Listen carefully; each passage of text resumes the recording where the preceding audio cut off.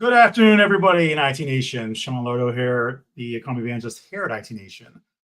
This is a great episode for me. It's one of my favorites, very near and dear to my heart. We're here to talk today about K9s for Warriors. Again, a big part of the philanthropy we do here at IT Nation, what IT Nation gives.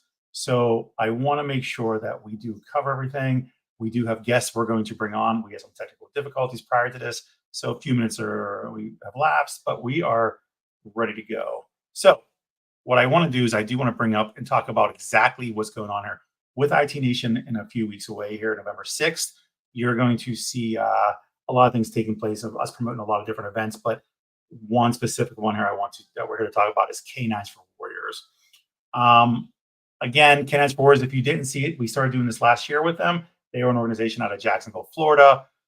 Their motto is, first they save the dog, then they save the warrior.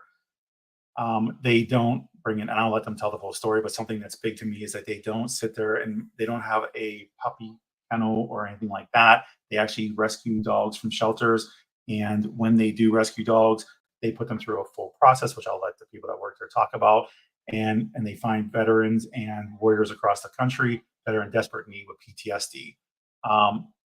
Andrea Barrow can't make it on the call today. She was supposed to be my co-host because she's actually went through the hurricane, as a lot of you know, that it hit down in Tampa. And so she's working on stuff around her house because she did receive some damage. So thank you, Andrea, for getting this together for us. I'm sorry you couldn't make it. And I hope you're getting it together.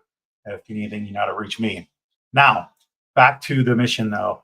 For ConnectWise and IT Nation, our goal was to raise $50,000 this year. We're already at over $13,000 for the year. So IT Nation, in a few weeks, should be a big deal for us. We're looking for anybody to put in donations. And there are some packages as far as if you donate X amount that I know that K9s will be given away. And so will we. We'll make that announcement later on down the road. Today, our guests will be Kirsten and Becca. And with Becca's beautiful dog, Bobby, which I'm excited about. We're going to hear their story, their involvement, and how they got involved and what they do for the organization. As I mentioned, with IT Nation Connect in just a few weeks, a few things we have going on site. We're accepting monetary donations. There's a link down below there you can click on and donate to. I highly suggest you do so. But also, once we're at the physical event, we will have, like we did at Secure and at Connect last year, which is the dog treat making. That will be on the agenda. The 5K run, $25 per runner. That money all goes to K9s for Warriors. The Warrior speaking session, we're going to have them on Thursday, November 9th, 11:45 to 12:05, telling a story. And there will be demonstrations on Friday. They will be around the entire time, though, from Wednesday to Friday with their dogs. And so you can go up, talk to them, hear their story, pet the dogs. And then again, we'll provide the link for you so you can always donate while you're there. Now, without further ado, though, this is not for me to talk. It's more about telling their stories. I want to bring on our guests, Kirsten and Becca, please. And we can stop that. Hi, guys. Hi. I feel like, Kirsten, last time that we were on, we had technical difficulties also. Yes, we did. It was in the middle of some type of random rainstorm that we always get here in Florida. So yeah, I'm in Pittsburgh, though, so I'm not sure. And Jess is in Illinois, so I don't know what our problems were, but yeah, there we are. Okay, so if I'd like to start by you guys introducing yourselves and who you are, what you do, and why you're even on the call with us. And we'll start with you, Kirsten, because I feel like Becca's going to talk a lot. Yeah, absolutely. So my name's Kirsten. I am a development manager of corporate partners at K9s for Warriors. I love K9s for Warriors. As Sean mentioned earlier, our mission is to save both the veteran and the dog. So part of that includes rescuing dogs, which a lot of people love about our organization. It definitely sets us apart compared to other service dog organizations out there. However, we are all doing good work serving our veterans, and what more could you ask for? But K9s is definitely a very special place, and I'm sure Becca will touch on it a little bit more. But once you're a part of our family, you're always part of our family. And we really are just grateful to work with amazing corporate partners such as IT Nation and ConnectWise to make things like this possible. So I'll give it over to Becca so she can kind of share some more. Please do. Yeah, Becca, tell us about you. And Bobby, because I see Bobby laying there. As you said, my name is Becca. I'm an Army veteran, combat vet, served in Operation Iraqi Freedom, 2009 to 2010. Long story short, which we can get into later, a host of mental health issues, and ultimately found K9s for Warriors. And what I really loved about it, which sold me on applying, is that they say we rescue a dog to rescue a veteran, and I absolutely loved that. So I was paired with Bobby. This is Bob in 2018, in August of 2018, and we've been together ever since. Awesome. So, okay, so Army, where were you stationed originally? Where was the permanent duty station? So I was in Korea for a year, and then I went to Fort Lewis, Washington State, and that's where I deployed from. So Camp Casey or Seoul or Camp Hovey. Camp Hovey is just this little tiny camp that's attached to Casey. So I'm surprised you knew that. See, Becca doesn't know, but I was in the Army for 9 years. So see, that makes sense. Yeah, Fort Bragg, 82nd Airborne. Yeah, so a lot. So at Fort Bragg, everybody knows that there's a rotation, and once you get on the career rotation, it's literally every 5 years, 4 years, you're on your 4-year stint for 1 year of hardship in Korea somewhere. So all my friends, I didn't go to Korea. I was lucky. I was really lucky. I don't know how I did it, but yeah, no orders. Yeah, so I have a lot of my friends were in Korea. So all right, so you were in Fort Lewis, which is really, really nice country, right? Oh yeah, Fort Lewis. It's probably one of the most beautiful places I've ever seen. Yeah, I know. I see pictures. I'm kind of jealous at times. So what was your MOS then when you were in? I was 25 uniform, which is a signal support specialist. So we did things like setting up antennas, SINGAR's radios, making sure that comms work in Humvees and, computers. We would set up the computer labs, and basically anything that you need to communicate, that's what we did. Yeah, I'm glad you specified. You said when you were talking about the radios and whatnot, because they have no idea what you're saying. But luckily, so IT Nation represents the IT industry. So the whole computer lab, the whole stuff for communication is a big deal for us. So are we bringing her, Kirsten? I'm not sure, but I'll ask Michael. Yeah, we need to be. Yeah, you should be coming. You can nerd out. Okay, so you don't work for K9s for Warriors though, or do you? Correct. I do not. I'm actually a graduate of the program, and I am blessed to be an ambassador to K9s for Warriors. So I get the privilege to go out to really cool events and tell people about my story and my journey with Bobby and the support that I get from K9s for Warriors. Nice. Okay, so Kirsten, how do you select the warriors that are going to be entered into the program? Yeah, so absolutely. So we, to qualify for our program, you just have to be not just diagnosed, but you have to have a diagnosis of either PTSD, traumatic brain injury, or military sexual trauma.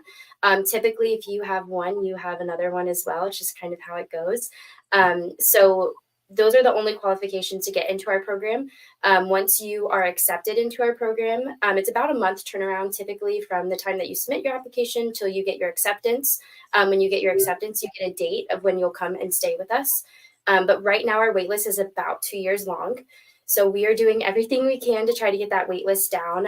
We obviously know the demand is high. We have over 300 veterans on our waitlist currently. So we are trying hard to get through that waitlist and serve our veterans as quickly as we can, but we also want to make sure that we're delivering a great program to them as well.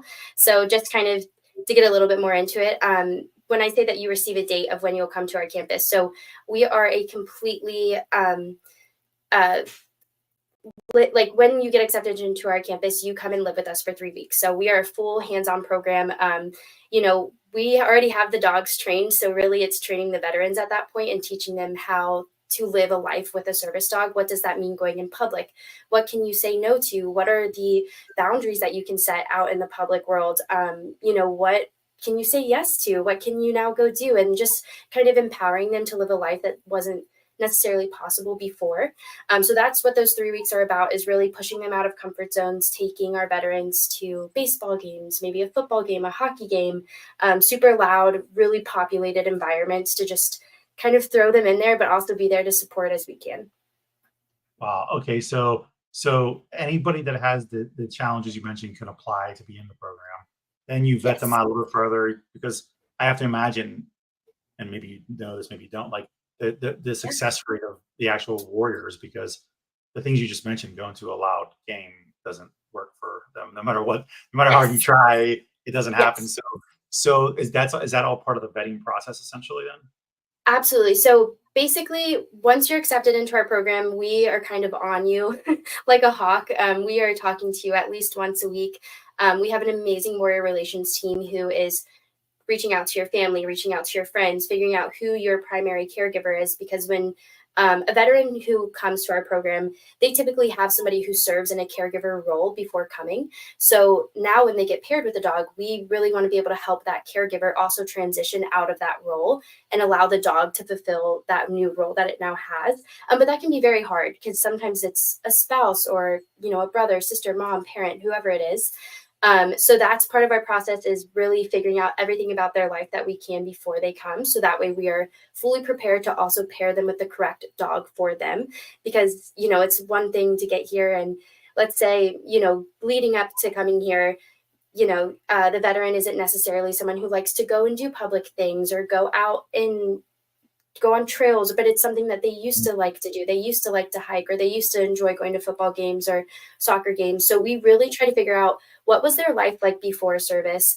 What has their life been now that they are, diagnosed with PTSD and suffering with these different things? And how can we get them to the highest quality of life with their service dog, and what service dog will provide that for them? Awesome. Okay. So we're Fair. constantly in communication. Some people Yeah. call us really annoying, but you know what? That's okay. We'd rather be annoying. I think one of the warriors did on one of our calls one time. Yes. I forget who it was. I know it was a male, and he was like, "They called me every day." Yeah. Like, I was like, I don't. Well, we just want to, we want that open line of communication with you. And we also, while it might be annoying, we want you to know that we're here for you, and whatever that might look like or whatever that might take to break that barrier down, we'll do it. But yeah, we can be annoying. That's fine, because I think Becca will definitely attest to this too. She'll validate is the fact that we thrive on reiteration of reiteration. Right. Every single briefing we get, and every single time your information, I mean, how many times they reiterated the safety rules? Like, don't go out and drink and drive. I know that, but they still reiterated it like 5 times that day. So yeah, Yeah. we're used to that. So okay, so you guys pair up with the dogs with whatever the canines. Now, and Beck, I'm coming back to you now. How did you get involved in this then? Say that again. How did you get involved with canines? Like what made how? Because I know that a couple veterans, there's a different story for each one of them. I noticed. I would love to know your origin story of this. So what happened with me is the way that I handled my mental health crisis and my diagnosis is I self-medicated. So that self-medication eventually became an addiction. I developed a severe opiate addiction. Honestly, I was a true junkie in all sense of the word. And I remember talking to one of my therapists at the time, towards the end of my addiction, and kind of saying that I really was hopeless and helpless, and I didn't know what direction to take my life in. And honestly, there were a lot of suicidal thoughts as well. And I had been working with this therapist for years, and she knew me pretty well and was like, maybe you should find something that has to do with animals, because I see, the way that you talk about, your friends' dogs, or, just dogs in general. She was suggesting it as, like a career experience, like maybe you should follow down this path. So I went home and kind of started Googling, and I started off, Googling like what type of careers are with animals. And then the Google eventually turned to veterans and animals. And then, it just kind of did a Google spiral until I came across service dogs for veterans who have these diagnoses of, PTSD, MST, TBIs. And I found there's actually a few organizations out there, and I read up on all the ones that I found, and K9s for Warriors really was the one that rang true to me. So that night is when I applied, and that's kind of how I got to K9s for Warriors. Nice. Okay. And so Army, several years into it, all the nicest places, of course. Now, funny, my 15-year-old daughter was like, I'm going to go take the test. And, I think I should join the Army. I was like, no, go to the Air Force. They have better food. Absolutely go to the Air That's Force. what I They have said. better accommodations. That's what I said. And she's like, but you were in the Army. Shouldn't you say? I'm like, no, yes, I was in the Army. So I'm telling you, don't go to the Army. The Air Force. We all want to go to the Air Force. We all realize after the fact they have like apartments, and we have a Yes, absolutely. Here's I'm dead serious. Like I was on Bragg, and Pope Air Force Base was still there before it became ForceCom, right? And we used to go there for all the holiday meals because their chow hall, they had like real silverware and real napkins, and Oh, people, geez. they greet you at the door. They're like, "How are you?" I mean, it's everything short of people like caroling. I swear to God, it's like it's like magic, and the potatoes are real potatoes, and it's just different, Okay, so what was the final straw and got you to do this? Was it trying to come off the addiction and find a direction? Not to be, not to be the stereotypical addict, but I had lost everything. I had been thrown out of the house I was living at. I burned through all of my savings. I was stealing from people. I was stealing from my parents, just blatantly stealing.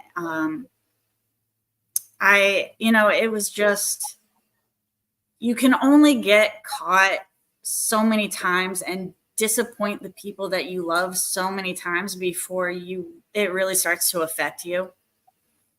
And I think, and you know what it was, my parents, they used to say, like, we really hope we don't get that call, that you overdosed and that it's, you're gone. And eventually, as time went on and years went by and my addiction got worse, they told me, we really hope we get that call because we are so stressed out from stressing out about you and where you are and if you're okay, that we just want some peace and we want peace for you. So knowing that they had gone from not wanting that phone call to really wishing for that phone call, that kind of slapped me in the face a little bit.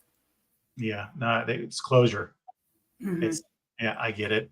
And it's funny because I think most of the guys I know when I started with had the same challenges as far as like take away any PTSD. I think we all get PTSD serving in general because it's not an easy life, of course, right? Just a matter of what degree, but every one of us is lost coming out. I know I can figure it out for a while because I'm used to, well, especially if you're deployed, you're used to a very regimented day.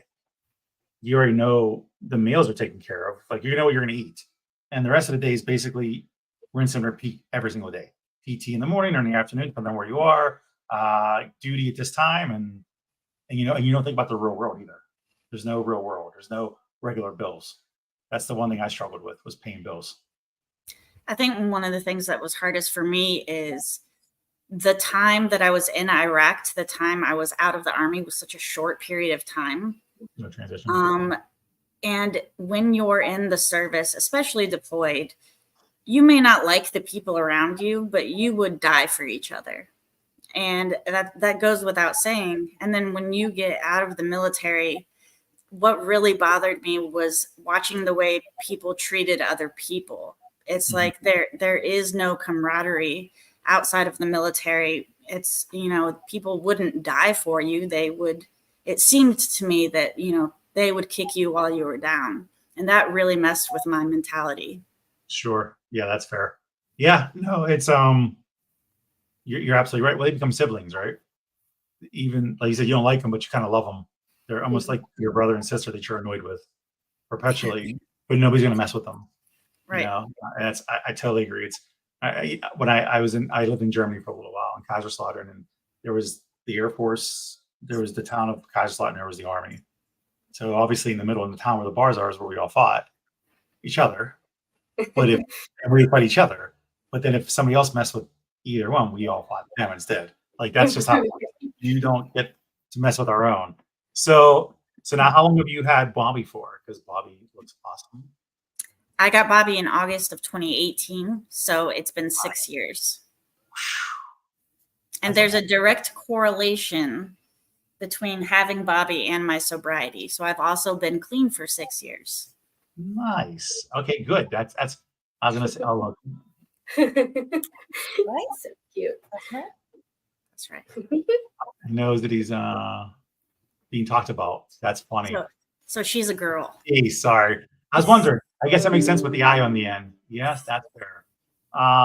So yeah, so congratulations on all those years. Seriously, that's a lot. Thank you. Now, you must say you probably stay very active, huh? Yeah, I stay active. I do a lot of things now that make me happy, and I think that's something I never thought. First of all, I never thought I would be happy. I always felt like that was something that was talked about but not real. So like being happy and being hopeful. But I really feel those things now, and I enjoy being active. I enjoy taking care of her. Her and I kind of learned how to live together. We grew up together because I started from scratch. When I got her, I was only 2 months sober. And how old is Bobby? She'll be 8 in December. She's a Christmas Eve baby. That's awesome.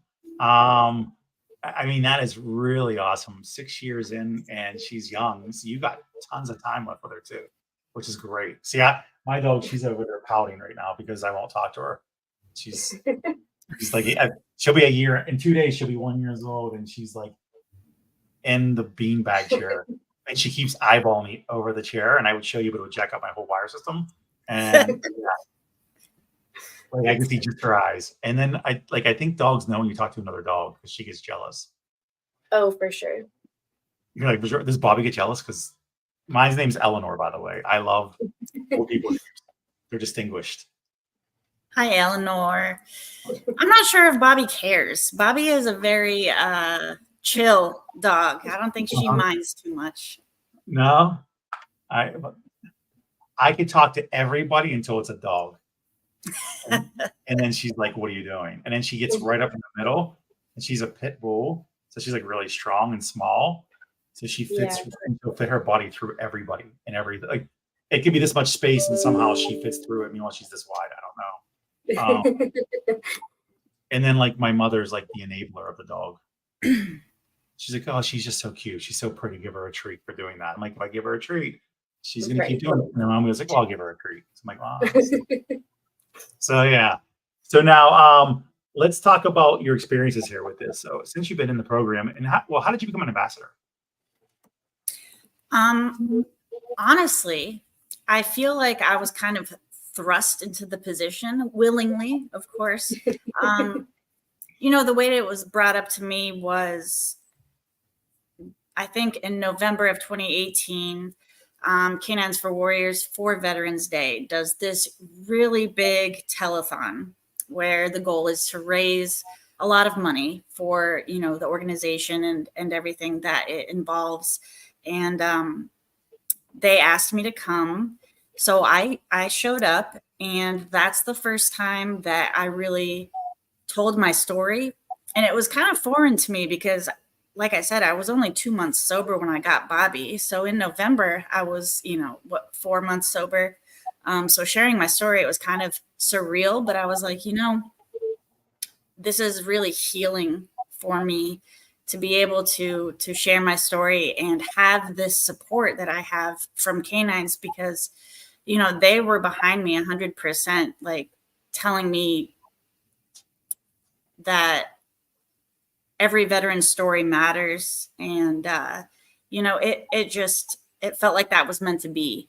So I started with that event, and I have just been blessed to be asked to, speak at other events. And, I just try to make the best of it every time I have that opportunity, because there's so many veterans and out there who always say, I don't want to take from another veteran who needs it more.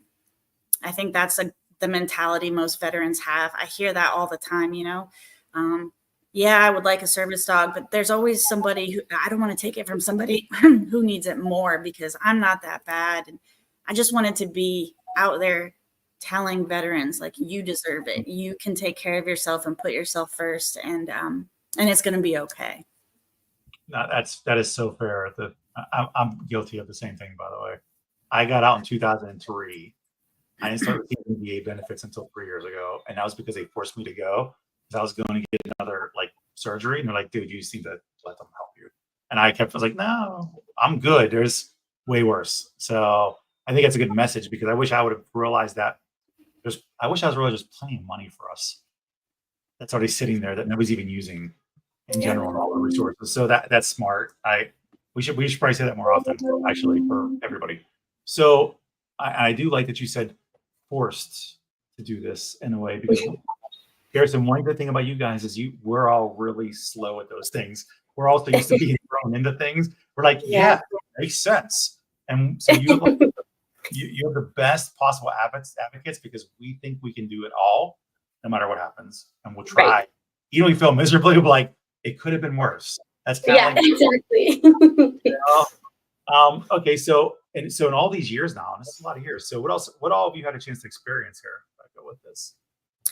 One of the most important things for me was repairing the relationship with my parents that I completely destroyed. Because of Bobby, obviously she needs exercise. So I started walking her every morning, and my parents actually joined me. So for the past 6 years, every single morning we meet at a park and we walk, and there's like a community there. And it's been incredibly healing to be able to have the integrity to show up every morning and to have those hard conversations with my parents. And like, it's really, truly helped so many avenues of my life. And also as far as, a change in career for me, one of the events I was at, I was speaking in Tallahassee, and the sheriff of St. Johns County was there. And he was incredibly supportive of me. And he was like, if there's anything I can do, let me know. And flash forward 2 years later, I now work for him in the St. Johns County Sheriff's Office doing a job that's called reentry. So basically I meet with the inmates and I find out what they need. If they need, substance abuse treatment, if they need mental health treatment, and we try to hook them up with resources before they get out, just help support them when they get out of the jail. So, I mean, my entire life has completely changed in the past 6 years. Wow. That's phenomenal. I was going to say, you know what? There's two parts to this. One is, I want to go to you, Kirsten, real quick. As far as these things, like you guys help schedule like events for them over the course of them being ambassadors, and what's the typical expectation on that from them? Yes, yeah, absolutely. So we we work with whoever is hosting the event, whether it's a corporate company or an organization or whoever it is, individuals, and we just kind of see what they're looking for. What's the audience going to be at this type of event? Is it a fundraising event? Is it an awareness event? What kind of warrior would best suit the audience that would be there? And then because we have such amazing ambassadors who we sometimes force a little bit to become ambassadors, we just see who would be best for that experience, and whose story would really, really resonate with the people that are there. Everybody's story resonates with a different audience. So we're just thankful that we have great ambassadors who are willing to show up every day and do different events for us. All right. So, and do you bring them all together? Because Becca said a really good point about that community togetherness is healing. So do you bring them together also, the ambassadors? Yeah, we just actually last week we had 4 ambassadors on campus to kind of go through what being an ambassador is. We call it ambassador training. So it's just kind of like, well, what happens if, a news station reaches out to me, or you want me to do a press release? What does that look like? So we kind of go through that different type of training for them, and also to help them create and write their own story. So our marketing team's phenomenal, and they really sit down with our ambassadors and work with them and help them shape that. That seems like a lot. That's great for us because we're used to the camaraderie piece, but my Lord, right? Becca, were you, what rank, were you a non-commissioned officer, enlisted, or Enlisted. So were you ever in leadership, or because I feel like ambassador is like being in a leadership role, right? I never was. I was only in for 4 years. I made it to E4 specialist. So I never really had that leadership role in the military. So how's that feel then? That's a lot, right? You know what? Notice. It feels really good to be proud of what you're doing. Mm-hmm. And I think that shows. If you're proud of what you're doing, it's easy to be in that leadership role, because I think that type of attitude people are drawn to and appreciate. I like that. Yeah. I imagine because you're actually standing in front of people speaking, and a lot of us coming out didn't have a chance unless you became an E5 or higher. You don't talk in front of formations. You're usually in the formation, so you just blend in. So that's a lot. Did it take you a long time to get used to that, or are you like a natural? I think you're a natural. I was not a natural. Absolutely not. I think the first time I had a speech I had to give, my voice was shaking the whole time. It's just, I started to think the people aren't, the public, they're not here staring at me. They're here to hear the message. So once I started getting that through my head and just starting to realize that the message is more important than me being nervous, that helped me a lot. But it did take me, a few events before I was comfortable and knew what I should share and what, wasn't necessary. I don't know. You guys aren't allowed to share almost everything. I swear, every person I brought on, between Steve and Kirsten, I was like, yeah, just they'll say what they want to say. And it's just like a no holds barred, essentially, which is good. I think it's important because I think we hide too many of the things we talk about. We don't talk about everything we should talk about. So sure. I'm very appreciative you guys open up about it, because that's difficult. And at least if you're doing it, it hopefully encourages others. So people that are watching this, I hope they are encouraged to even seek out the help and also pay the money. We want donations, like a lot of donations. Andrea and I want to have enough to name a dog, and we want to name it Chandria, since it's exploring. Nobody wants us to do that. I was like, but if we get to name the dog Chandria, it is. Like, it sounds so awesome. No, that's great. Let's do it. Like a dog out of a 90s rap video or something. Chandria. Right. Chandria. I mean, that's what it sounds like. Oh my God. So yeah. I'm glad that you're encouraging it, because this is recorded. I'm gonna be like, here it is. Well, we've had some because obviously as we're rescuing dogs, like sometimes we don't always have dogs that are sponsored, so we just keep the same name that the dog had from the shelter. And some of the dogs' names are very crazy. I will tell you that. So we've probably heard it all before. You should have like a top 10 list. Yeah, we should. Literally do a top 10 list, and we can talk about that like at a later date on a live stream. Yeah, absolutely. I'll tell Steven to get a list prepared. Yeah, he should. I mean, since he's busy not golfing right now. You're golfing. So golfing. He's so golfing. So how does one find you guys then? Just Google you all? Is there a certain site to go to? Yep, everything is online. So the application process, it's just K9sforwarriors.org. We encourage everybody, to apply, because even if it's something where we can't help you, we will find another organization who can. We work with phenomenal other service dog organizations across the country who maybe cater to a wider audience, or maybe are more niche in who they cater to. So yeah, however we can help, we're determined to help. Perfect. And I like that. See, the people watching this can't see our private chat. I like that our social media manager, just Kane, was talking about how she cried listening to you, Becca. So I wish we could have Jess on live and make her cry, because actually the one last year we were on, I forget who we were on with, but man, he was telling his story, and then Andrea started crying. And then Jess is in the back green room telling me she's crying. But I'm supposed to hold it together and ask questions. And I'm like, they're like, just keep going, Sean. I'm like, I can't. Yeah, she just messaged us. She's done plenty of crying in the background. No need to showcase. I disagree. So we're gonna get ready to wrap this up. We're looking for donations. Is there any final words that anybody should know? Anything coming up besides we'll see you at IT Nation Connect in November?